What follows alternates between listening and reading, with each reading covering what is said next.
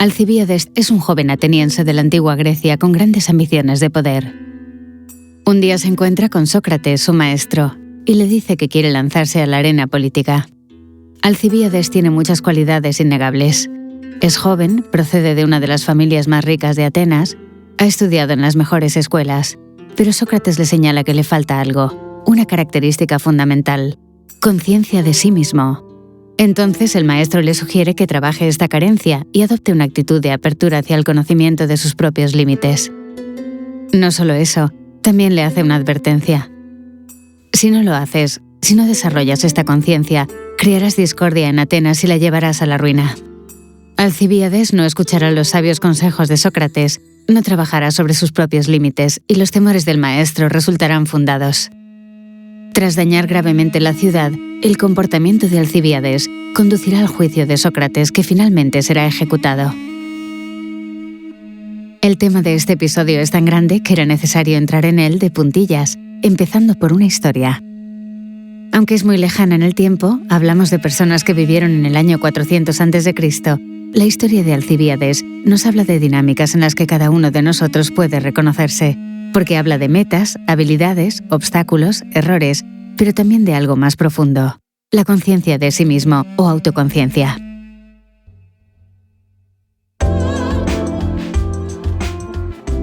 Esto es Conocernos, un viaje en 4 episodios para mirar más allá y explorar los valores que nos guían cada día en nuestra dimensión profesional.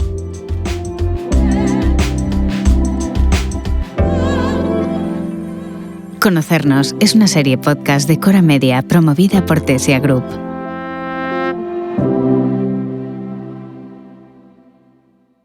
¿Qué quieres ser de mayor? Creo que es una pregunta que nos hicieron a todos cuando éramos niños, y quizás se la hagamos a los niños de hoy. Más allá de la respuesta, es un ejercicio creativo e interesante, porque te permite no solo imaginar el trabajo que harás, sino que puede iniciar una reflexión más profunda. ¿En qué quieres comprometerte? ¿En qué creerás? ¿Qué valores serán importantes para ti? En otras palabras, ¿quién quieres ser de mayor? Podríamos definirla como una primera prueba de autoconciencia. Sin embargo, ¿qué queremos decir cuando utilizamos esta palabra? Para el Diccionario de la Lengua Española, significa ser consciente de las propias responsabilidades, mientras que para la filosofía es la capacidad de mirarnos desde fuera, de observarnos a nosotros mismos y nuestras capacidades. Estos conceptos son tan importantes para nuestras vidas que también han despertado el interés de la comunidad científica. La conciencia podría verse, por ejemplo, como el modo en el que el cerebro intenta construir modelos de sí mismo, o la forma en que la mente reflexiona sobre sí misma. En verdad, estos aspectos siguen siendo muy debatidos. Como explica Nicola De Pisapia, profesor asociado del Departamento de Psicología y Ciencias Cognitivas de la Universidad de Trento en Italia, desde un punto de vista científico, es difícil comprender el hecho de que en la conciencia somos un sujeto y no un objeto. Porque cuando somos conscientes de algo, somos los sujetos de esa conciencia. Aunque todavía no hemos llegado a una teoría que convenza a todo el mundo, para la neurociencia, el estudio de la subjetividad en relación con el funcionamiento de la mente humana es sin duda uno de los retos más importantes de los próximos años. Sin embargo, ¿por qué es tan importante la conciencia en nuestra dimensión profesional? ¿Para qué la necesitamos? Una primera respuesta más sencilla, por así decirlo, es que formamos parte de la misma comunidad. Ser conscientes de quiénes somos, de nuestras capacidades y de nuestro papel es fundamental para todo, desde el directivo hasta el especialista. Una segunda respuesta más compleja, pero tal vez más interesante, es que la conciencia nos permite observar la realidad tal y como es, tomar conciencia de nosotros mismos, de nuestras limitaciones, pero también de las cualidades que nos hacen únicos.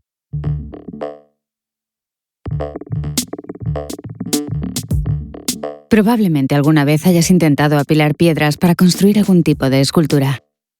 Estabas en la playa o en la montaña, te relajabas y sin pensarlo demasiado has empezado a apilar piedras una encima de otra, intentando que se mantuvieran en equilibrio.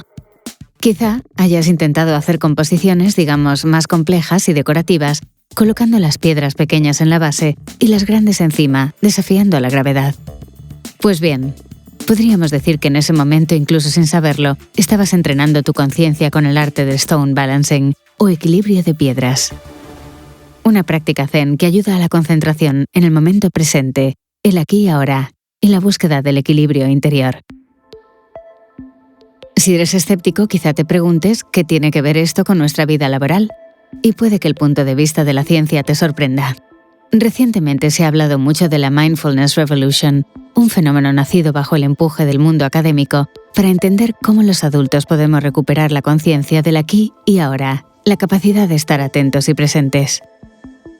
En realidad es una capacidad que todos tenemos desde niños y que a medida que crecemos corremos el riesgo de perder, porque vivimos en un mundo lleno de distracciones, en contextos que nos empujan a la multitarea y a la hiperconexión. Esta capacidad, sin embargo, puede desarrollarse, más bien recuperarse, con la ayuda del mindfulness, que de hecho consiste en un protocolo de ejercicios para entrenar nuestra autoconciencia. Nicola de Pisapia destaca en particular una línea de estudio muy interesante en el campo de la psicología aplicada al trabajo, que se dedica al tema del mindful leadership. El líder mindful es aquel que adopta un estilo de liderazgo basado sobre los principios clave del mindfulness, como la autoconciencia, la empatía y la inteligencia emocional y social. El núcleo central del mindful leadership reside precisamente en esta orientación hacia la autoconciencia, vista como una herramienta para desempeñar la propia tarea lo mejor posible. En realidad, la conciencia es un concepto transversal en la empresa que implica a todos los roles, más allá del organigrama. Porque en el trabajo todos somos propensos a destacar nuestros méritos, nuestras cualidades, nuestras competencias, mientras que revelar aspectos sobre los que tenemos alguna duda no se nos da muy bien. Pongamos un ejemplo. Imaginemos que nuestro jefe nos ha confiado un proyecto en el que la empresa tiene puestas grandes expectativas, quizá porque se trata de un nuevo cliente o porque supone una inversión económica importante. Todos confían mucho en nosotros, pero bastan 2 reuniones para darnos cuenta de que este encargo, aunque apasionante, es también muy complejo, tal vez demasiado, y no estamos seguros de tener las competencias necesarias para abordarlo. Así que estamos indecisos. Por un lado está nuestra ambición, el deseo de demostrar nuestras capacidades, y por otro la incertidumbre, la duda de no ser capaces de completar una tarea que se nos ha asignado. ¿Cómo debemos comportarnos? Probablemente ya conozcas la respuesta. En el trabajo, abrirnos a nuevos retos y salir de nuestra zona de confort es sin duda una cualidad, pero es la conciencia de nuestros límites lo que nos hace mejores profesionales, porque nos impulsa a colmar nuestras lagunas. Por ejemplo, podemos aprender a comunicar mejor con el equipo practicando la empatía y la escucha activa, o generar un clima de confianza a través del diálogo y el compartir. Con el paso del tiempo, nuestras competencias también pueden pasar una revisión, por así decirlo, pueden crecer con nosotros. Vivimos y trabajamos en un contexto en constante evolución, en el que las tecnologías cambian muy rápidamente, al igual que las estrategias empresariales y los límites operativos de nuestras funciones. Si somos conscientes de una carencia concreta, podemos colmarla, quizá asistiendo a cursos de actualización, pero también dialogando con compañeros de trabajo que tienen una experiencia diferente a la nuestra. No hay límites a lo que podemos aprender. Nuestro cerebro es una herramienta flexible que, como demuestran varios estudios, puede responder a nuestras necesidades.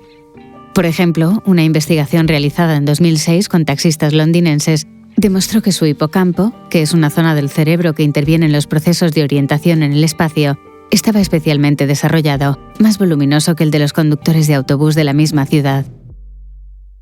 La razón es que mientras los conductores siguen siempre el mismo recorrido, los taxistas tienen que entrenar continuamente su sentido de la orientación dentro de la ciudad para encontrar el mejor recorrido en cada viaje. Nicola de Pisapia remarca que este tipo de entrenamiento puede extenderse a cualquier otra habilidad mental. Dependiendo de lo que hagamos día tras día, podemos estimular determinadas conexiones cerebrales, mejorarlas e incluso hacerlas más eficientes. No solo las competencias, sino también las emociones pueden convertirse en una herramienta de crecimiento. Partamos de un supuesto. Las reacciones emocionales de los seres humanos son espontáneas, es decir, no se pueden controlar. No podemos decidir si sentimos miedo o ira y cuándo sentirlos, ni podemos decidir de forma racional que a partir de ahora seremos felices y punto. Lo que sí podemos controlar es la forma en que afrontamos nuestras emociones, aprendiendo a acogerlas y a convertirlas en oportunidades de mejora. Quiero darte un ejemplo basado en un tema que siempre es muy popular en las empresas, los ascensos. Imagínate que recientemente ha surgido un puesto directivo que te parece especialmente adecuado para ti. Tienes todas las aptitudes técnicas y en los últimos años también has mejorado tus habilidades interpersonales. Mantienes excelentes relaciones con los compañeros, gestionas bien el estrés, trabajas con responsabilidad y nunca te amedrentas ante los nuevos retos. En otras palabras, es el puesto perfecto para ti y decides presentarte. Pasas la primera fase de selección. Sin embargo, al final le dan el ascenso a un compañero. Naturalmente, esto genera toda una maraña de emociones. Sin embargo, aún antes de gestionarlas hay que reconocerlas, aprender a poner nombre a las cosas. Tal vez sea inseguridad, porque podría significar que no eres considerado tan bueno como crees. Tal vez sea enfado, porque lo vives como una injusticia personal. O podría ser simplemente, entre comillas, decepción, porque casi te habías hecho la idea. Es decir, ser conscientes de las emociones que sentimos es el primer paso para manejarlas. Si prestas atención, cuando estamos enfadados y alguien nos lo hace ver, a menudo lo primero que hacemos es negar esa emoción. No, ¿qué estás diciendo? No estoy enfadado. En realidad, si tomáramos conciencia y aceptáramos ese comentario, reconociendo que sí, que estamos enfadados, ya habríamos dado un pequeño paso adelante. Nicola de Pisapia, sin embargo, remarca que la toma de conciencia por sí sola no es suficiente. También debemos poner en marcha estrategias para regular nuestras emociones. Este es un tema sobre el que la psicología y la neurociencia han reflexionado mucho y han identificado una estrategia eficaz en la llamada reappraisal, es decir, la reevaluación de la emoción que sentimos. Efectivamente, podemos considerar nuestra ira no como una simple frustración, sino como un impulso, un estímulo para encontrar una solución. Si aprendemos a racionalizar nuestras emociones, no solo podremos comunicarlas a los demás de otra manera, sino también dirigir nuestra energía vital hacia algo constructivo. Esta me parece una definición perfecta de crecimiento, de progreso individual y colectivo. Por supuesto, es un camino difícil, incluso agotador, pero todos lo podemos recorrer, porque nunca es demasiado tarde para valernos de nuestros recursos, para cultivar ese talento y potencial que nos hace únicos.